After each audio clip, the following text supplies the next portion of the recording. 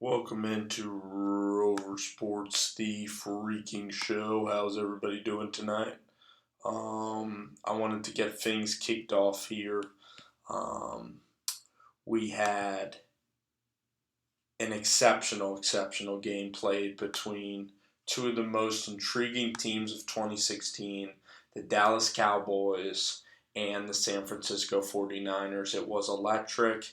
It was a fantastic game, and I'm really looking forward to dissecting what I saw on this field um, this Sunday. And it was just a dream come true because it's two teams that I follow, two of the most historic programs or teams pretty much throughout the 1990s and even in the in the 1990s, these franchise dominated a 4:15 game on Fox. You couldn't get better than that. So we're out here dissecting Blaine Gabbert today, and a lot of you guys know the result of this game. Niners and Cowboys fans. But it's still fun to go back and try to see if we can see some things in Blaine Gabbert and just assess how Gabbert's doing. And Blaine's a fun guy to study, and that's a throw that actually was good defense by Brown. You look at Brown, Curley was burning him later in the game, and here's a 3rd and 12. Gabbert gets nice protection, and there he hits QP, and look at Patton go ahead and get a first down here. Look at Blaine, comfortable, good pocket. Blaine Gabbert starts out the game really feeling it, really feeling good. So, let's see. Just a little replay, and usually after the slow-mo, the picture improves actually, which is pretty sweet, and it did. It did exactly as I said. So there you go, a QP pass and a first down for the Niners. They are cooking in the first quarter, coming out hot after a disaster. Here's Blaine, tries to tuck it back, and Sean Lee takes care of him. Um, Still a run read option. Aggressive play calling here. Gabbert's confident. Garrett Selleck there. He hits in stride. No Vance McDonald, so he has to go to his big boy, Garrett Selleck. And Blaine's keeping the ball up. Here comes a blitz. Perfectly protected. When you don't get home, things like that happen. And I think he puts the move on 42 Orlando Scandrick, and Jeremiah Curley is in the end zone. The TCU product is getting his juke on just like he's back in Fort Worth, Texas. Germ curls for the TD. Niner Nation here just must be ecstatic. This blitz protection here is absolutely absurd. I think you see Smith here to tackle. Look at Kilgore stepping up.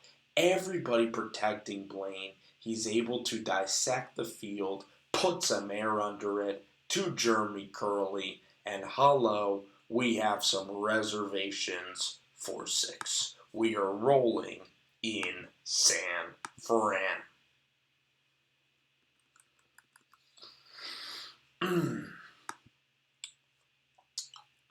So, I believe that San Fran actually gets a quick 3 and out on the next series,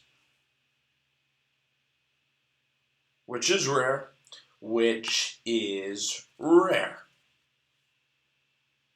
Let's see what happens here. Let's see if we can get up to the next gab time. Yep, it's gab time once again in the first quarter of play. Look at Dunbar. That's a huge turning point. Dunbar could have had them pinned down at the 1. Instead, it's a touchback. Lance Dunbar making some boneheaded mistakes. Here comes Blaine, handoff, and it's a ragtag type of a run. Terrell McClain played really well for the Cowboys today. Here's Blaine, little handoff again. Play calling sucks. Carlos Hyde's run after contact, does not suck. Here comes Blaney boy in the pocket. I got him. Got him on the juke. Takes him outside for a first down. Love the mobility. Love the upside. Loving things right now. Blaine hands it to Sean. Shawnee drones. Again, not great blocking. Not great blocking. Not moving the line of scrimmage. Here comes Blaine. And then Blaine wants to go up top for QP. And listen, I like that because you almost got a pass interference out of it. 3rd and 9, big play, stepping up. That's just a fucking bullet. Sorry I cursed. I meant to say that's a freaking dagger. That ball was just rifled in there by Blaine Gabbert. Look at this, folks. Blaine mother effing Gabbert in the pocket. This is how you make a freaking throw at the NFL level. You bounce up in the pocket and then you just sucker this ball in there as hard as you possibly can. And that, my friends, is the Mona Lisa of comeback routes in San Francisco. I feel bad for Garrett Selleck's chest. That's like taking a paintball right to the chest. But again, the blitz protection's perfect, and this dude is flowing. The Niners are flowing. Flowing right now. Garrett's getting involved.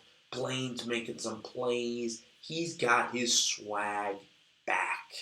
I mean, he's playing some real football now. Aggressive play calling, play action. Time for more. Time for more. I want some more. I want some freaking more. That is right. Look at Blaney. Look at Blaney. Pocket. Bullet. Absurd. To Jeremiah. Give him some first down, baby.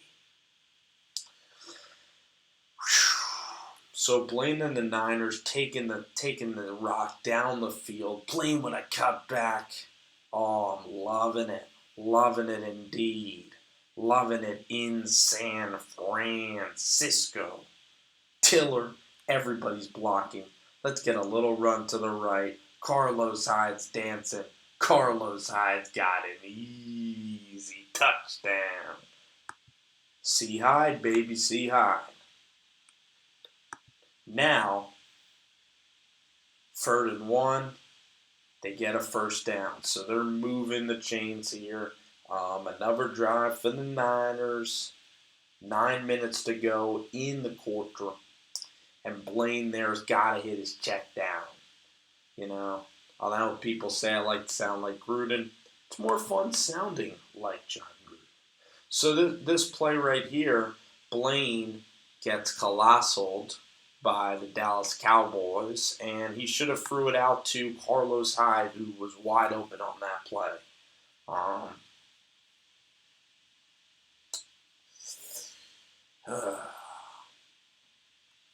Blaine Gabbert, as exciting as he can be, can frustrate you to no end, to no avail throughout the entire game. I mean, this dude, Blaine Gabbert, the ultimate enigma, meaning that he can be good or he can be awful, and he's so programmed not to take chances. He lives such a sheltered existence. I mean, look at Blaine here, or maybe he's been scarred in his other existence because he never tries to take balls down the field. He just simply gives up way too often. And maybe on 3rd and 3, everybody's sagging back, and Dallas is now allowing that to be open. But when the Niners are behind in the chains, forget it. Their play calling is awful. Nobody goes beyond the line of scrimmage. Why don't you take a deep shot, try to get a pass interference? Because we rarely see Blaine actually take a deep shot, and it's always throwing to Garrett or Vance or Carlos or Sean, the tight ends and the running backs. And the point is with Blaine is that and the play calling is they need to open it up more. And I know they don't have the talent. I know Torrey Smith and Patton can't really get open that often. Jeremy Curley's probably the guy. Torrey Smith right now, one of the only deep threats, but he's probably 4 years past his prime. So the Niners just haven't hit on those type of draft picks. And that's certainly an area of concern. But at the same time, it's also Blaine Gabbert not taking his time throwing the football down the field. This is the play right here. We're Niners fans, and you guys can curse all you want at Tart. You could say, what the F, what the mother of F, you gotta be effing kidding me, you gotta be shitting me. This is a you gotta be shitting me play, and I'm sorry for all the kids that are still up at home. This is YouTube. I could say whatever the heck I want, but you have all the momentum here. Dak Prescott is on the field. He's wrapped up, and there's no need to enter into this party. This party's closed. This party is shut down. You really think that Dak Prescott's going to pull an Eli Manning and get out of there? I mean, what is Tart doing here? Why are you raising your helmet and giving him a nudge? It's a closed party. The play is blown dead. You're going to get the football back. All momentum, all of brother momentum is on your side. And that play right there is one that I won't remember for a while. Or that's one that I'll remember for a while. And even if you're a neutral observer of these football games, that's the play that just makes you scratch your head. And then Ezekiel gets going, Bryce Butler gets going, and therefore this first half that you dominated is now turning into a complete and utter dogfight because of plays that you can avoid. A Terrence Williams touchdown on Tremaine Brock. He spins Brock like a top, and Dak Prescott puts it in the perfect place. But that's for the Dak video, isn't it? This is for Blaine. Look at this route and look at this throw. 3rd and 3, need to establish momentum. Do not give the ball back to Dak Prescott. Instead, it's 3rd and 3, and Curley and no receivers are open. Gotta lead him inside. Throws it too much to the back shoulder, and guess what? That was a freaking flag, if there ever was one, on Brown. He was holding him the whole route, and just an absurd no call at that juncture. He was holding Jeremy Curley, and the Cowboys get away with a break. Let's take this party to the second half. It's 14-all, and the Niners take over here to start the second half. Okay, Niners are starting the second half. So here we go. Okay, and at this point, Niners fans, you're probably feeling pretty nervous. But look at Carlos here break one out, and then you're going to see the throw of the millennium, the stick-em throw. A throw that was captivated by Fox. This, my friends, this is called a jump out of your seat and wake the neighbors special. Blaine pinning it to Garrett. Pinning it to Selleck. Sorry, Sean Lee. Nothing you can do about that. So Blaine Gabbert paints a perfect ball, painting a picture, throwing a picturesque, perfect ball that only Blaine Gabbert can throw. And then you know what you decide to do? You decide to keep the ball when you should have handed it to Carlos Hyde. If you happen to hand it to Hyde, he has running room. You didn't do it. It's disappointing. Okay. Blaine's got the momentum. The team is driving. They're heating up. Let's take a shot. Let's take a shot. Let's take a shot. Why are you running the football when Blaine just hits Selleck, when Hyde is rolling? Why the heck are you? Why are you running the football? It just is mind-boggling stuff, folks. Mind-boggling. And then 3rd and 14. Blaine can't make that throw. Who the heck cares? He was 2 yards short of the first down anyway, for crying out loud. It's a moot point.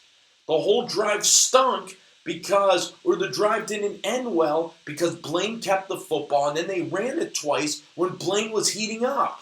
He hit Curley in the first half, and then now you're trotting out Phil. I mean, when Blaine is rolling, keep play action passing and hurt the Dallas secondary. Go after Brandon Carr. I know Claiborne had a good game. Go after Brown. Go after those guys. And they let their foot off the gas at the most inopportune times. Okay? Niners hold on D. And again, you're trying to run it. You're just getting beasted at the line of scrimmage. That's the point. That's where the second half was lost. It wasn't Gabbert's fault at all. I know a lot of people are going to think it's the Torrey Smith pass. The Torrey Smith pass that costed Blaine and the Niners the game. The Niners couldn't stop Ezekiel Elliott to save their lives. And that's what happened. The D-line got rolled over by Dallas's O-line, by Doug Free, by Zach Martin, by all of those guys. And that's where the San Francisco 49ers lost this football game. And then you get ultra-conservative up 3. And now Blaine only has one chance out of 3 plays to try to cooperate and get a first down. One chance on 3 plays. And he decides to dump it off again. And for all the Blaine haters, I completely get you on this one. 3rd and 7. Maybe no one's running a route, but if it's 3rd and past 6 yards, this offense is just done. It's just incapable. That's why on 2nd down, you go play action. You surprise some folks. But when the Dallas defense can just hang back expecting pass, Blaine's just going to give you a cupcake. He's just going to toss it short every time. And now I think this is the Dallas drive where they go on their run, where Ezekiel Elliott chews up a bunch of yards. Yep, the cutback, and that's Zeke Elliott. Zeke Elliott and Dak Prescott are stars. Okay? And that's frustrating for Niners fans to hear. But this dude, Ezekiel Elliott, is phenomenal, and he's a rookie. He's a star in the making, and he showed it today. The Niners front, look at Armstead. Everybody just getting pushed back, you know. The only guy who's really playing well was the 4th rounder, the cornerback, who was guarding Bryce Butler. He happened to have a terrific game, number 33, I believe. But other than that, the D-line, Buckner, all those dudes on the defensive line, even Ahmad Brooks, all of them were blocked by Zach Martin, by Doug Free, and by Travis Frederick. And that drive right there, just smashing it down the Niners' throat, was really set the tone for the rest of the game. And the Niners couldn't really recover.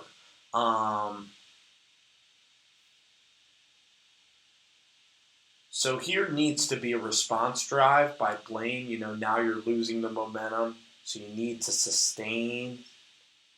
And got to turn it upfield. And I think this is a play act. I think Blaine gets through here, so this is pretty nice. This is a good way to end the quarter. Blaine with a nice run there as we take it to the last. And yeah, again, apologize for a little bit of a blurry feed, but I want to get this vid up tonight. I didn't do a vid last week, and that was a forgettable game. If you're a Niner fan, completely understand it going to Seattle, and Fitzpatrick didn't fare well either. But again, you want to get to 2-2.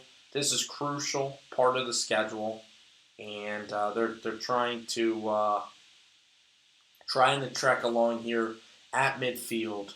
I don't think the Niners got more than 2 first downs on any series. And again, separation hard to come by. Let's look at this throw again, this play by Blaine. His protection is good, but all the underneath routes are taken. They're doubling the tight end. They're forcing one-on-ones against wide receivers not getting open, a.k.a. Curley not getting open, a.k.a. all these dudes not getting open. And Wilcox is playing out of his mind. Wilcox is physical. Chris Wilcox, I don't even know his first name, but Wilcox is, I think he's a really good player. I think he's progressed a long way. But I have to say here, man, put this ball out here a little more. I mean, it's thrown behind him. Throw it to the middle of the field. Don't get scared of 42. Don't get scared of a big hit. You got to give Curley room to run in the middle of the field. The route is fine. The throw is just behind him, and that gives Wilcox an easy opportunity to get the ball away. So Blaine just throwing him out too far to the right. Believe we have a 3 and out again. Let's see what happens here, guys. Let's see what happens. I would definitely want to highlight the next throw of the game because that really could have been the ball game. The Torrey Smith play was really the game. I mean, Bryce Butler gives the Niners a gift. Not only does he drop a pass, but that taunting penalty would have been 3rd and 1, and they would have just ran for a yard. Niners get a big return, and you are thinking, if there's ever a time to save the season, it's freaking right now. Blaney up top, and this is the one that could have been the one. This is the throw that could have changed the course of the Niners season, changed the course of time, changed Blaine Gabbert's career. And he had opportunities today on the national stage to change the perception that he's too inconsistent, he flat out can't get it done, and he was a bust in Jacksonville, and he's not the answer here. And he had his time, he had a chance, and he harpooned this one. He blew it, he choked, he threw it 10 yards too short, 10 yards too right of his target, didn't lead Torrey to the end zone, throwing into the wind. That, my friends, was a deal breaker in this game, a heartbreaker for Blaine and for the Niners. And to make matters worse, Dallas just about chews up the entire fourth quarter clock, running down San Fran's throat with Elliott. They just cannot stop the Butler. They cannot stop Ezekiel Elliott. The game was won in the trenches. San Fran couldn't run the football. Dallas could. And it's as simple as that. There we go. It's our kid. The guy's name is Robinson. He's an LSU kid. He played a whale of a game on Bryce Butler. And Bryce Butler for the Cowboys could have sealed the game away in multiple facets. But when you look at this game, the momentum changer was that play by Tart giving the Niners first down. And here you see Dallas easing up on Selleck, kind of playing prevent, kind of like the Carolina Panthers did at times versus the Niners. And you see there, Blaine does have talent. Gotta let this kid continue to play. 3 games. You're playing Arizona. You gotta win. It's a must-win game in the conference. And this throw is like a dang good one. You know, this is first half Blaine. This is we're balling Blaine. And it's hard when you can't run the football. And you know what else? You know when else it's hard? It's when you're sitting out for 10 minutes because your defense can't stop a nosebleed and you're getting no opportunities and you're getting ice cold. That's frustrating. It's also frustrating when your receivers can't get open. Those are excuses, but those should be valid.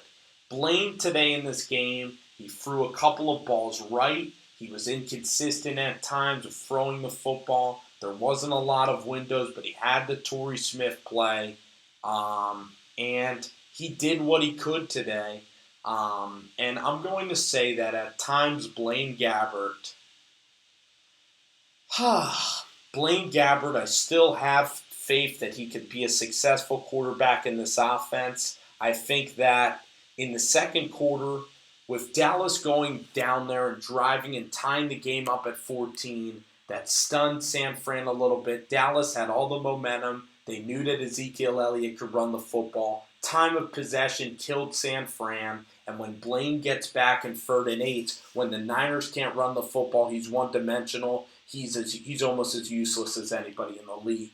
But if you're going play action, if you want an accurate passer that can throw intermediate routes well, if you want a very good athlete, I still think Blaine can grow in this system. I would still definitely give him maybe 3-4 more games, carry out this season.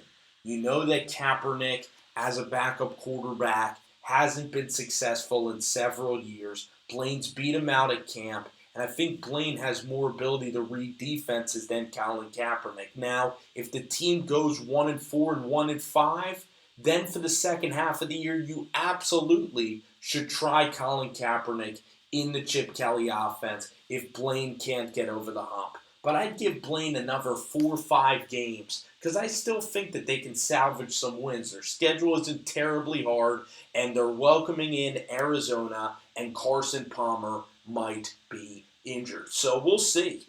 Ups from Gabbert today. Definitely some ups, but the defense didn't do him favors. The receivers have trouble separating. The defense got shredded by Elliott. That's where the game was lost. It wasn't all on Blaine, but Blaine does need to make the play to Torrey Smith. Blaine does need to get better in 3rd and long situations, and the play calling needs to help him as well. A lot of things to assess, but overall an up and down day for Blaine. A lot of highs. I'm going to give him a 7 out of 10. Thought he actually played really well compared to Seattle, and I'm going to give him the benefit of the doubt. I think there's some things to like, and I think I still have faith in Blaine Gabbert leading this team. They just got to capitalize and get back to 500 pretty dang soon. Thanks, guys. See you later.